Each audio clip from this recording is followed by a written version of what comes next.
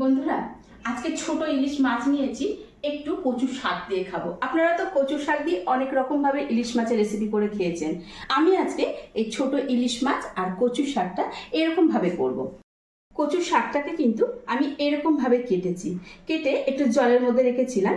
দেখুন খুব সুন্দর লাগছে, একদম যেন ফুলের মতো হয়ে গেছে। এই যে দেখুন, তো আমি এটা কাটা আপনাদেরকে দেখিয়ে দিচ্ছি। এটা আমার গাছেরই দুধ কচু।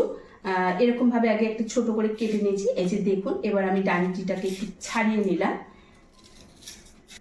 ছাড়িয়ে নেওয়ার পর এটাকে একটু মাঝখান থেকে চিড়ে নেব, যেন পুরোপুরি না হয়।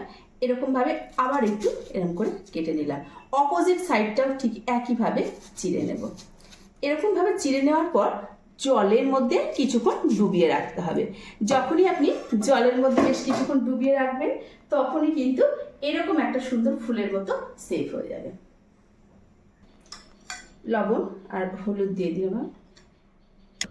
এবার মাছের মধ্যে নুন আর হলুদ ভালো করে মাখিয়ে নেব। আমি আগে থেকে মাছটাকে একটু কেটে ধুয়ে পরিষ্কার করে রেখেছিলাম।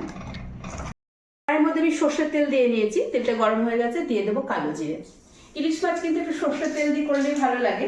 আর আমি এখানটাতে একটা মশলা পেস্ট তৈরি করে রেখেছি। আমি 4টে শুকনো লঙ্কা, তার সঙ্গে 2 রকম সর্ষে দিয়েছি, কালো সর্ষে, সাদা সর্ষে আর পোস্ত। শুধু এইটুকু দিয়ে একটা পেস্ট তৈরি করে নিয়েছি। এই কালো জিরের মধ্যে পেস্টটা, যে মশলার পেস্ট তৈরি করে রেখেছিলাম, এটা দিয়ে দেবো।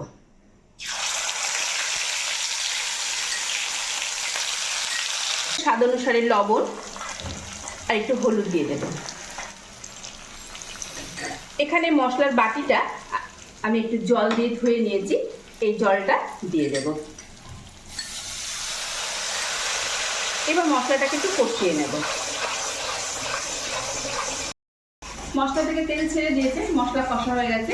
এবার ইলিশ মাছটা দিয়ে দেব।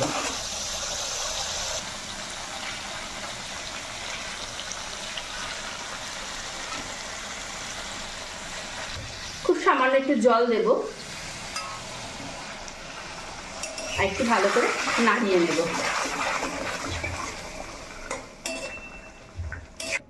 কচুর শাকের যে ফুল, এই যে এবার সাইড থেকে দিয়ে দেব।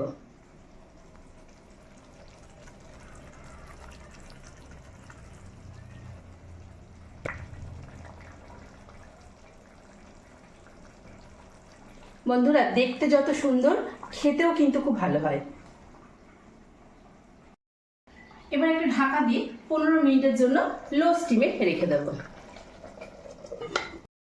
বন্ধুরা, এবার ঢাকাটা খুলে নিই। দেখুন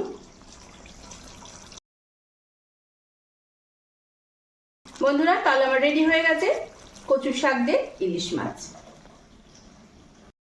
এবার একটা পাত্রে ঢেলে নিলাম।